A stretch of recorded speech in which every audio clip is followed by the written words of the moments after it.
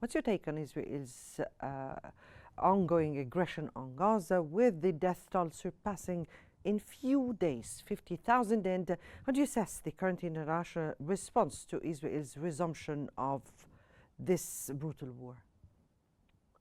Thank you for having me, Mona. Unfortunately, Israel has resumed its war on Gaza about a week ago. And this was not a surprising development. We all saw it coming because Israel does not see that it has a vested interest in committing to any long-term cessation of hostilities inside the Gaza Strip. The survivor, the political survivor of Prime Minister Netanyahu and his government hinges upon the resumption of this war.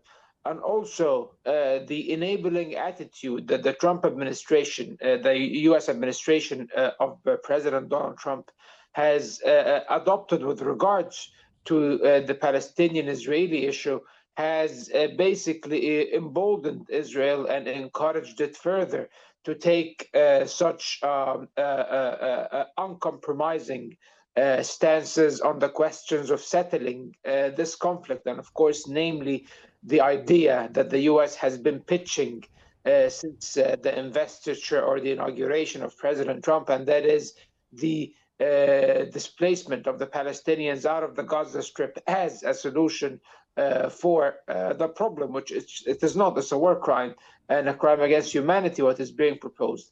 However, unfortunately, the Israelis have clinged into Trump's proposal. They have failed to adhere to the provisions of the ceasefire and detainee exchange agreement.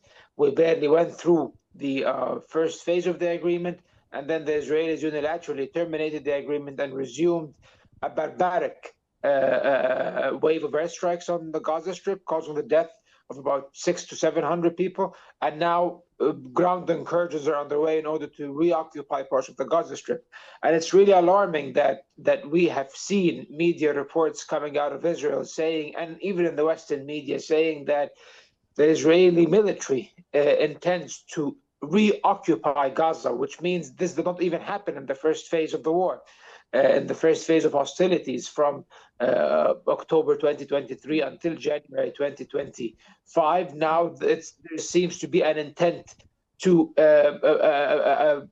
impose a long occupation along parts of the Gaza Strip in order to exercise security control over the enclave. And also, this coincides with Israel establishing what they have called the voluntary relocation agency, which is basically a front for the mass displacement and the forced displacement of Palestinians. So if we link all the dots together, Mona, we see that now that Israel's genocide against the people of the Palestinian people, precisely the Palestinian people of Gaza, is entering a new phase, a more dangerous phase that might be unfortunately more decisive and devastating at the same time.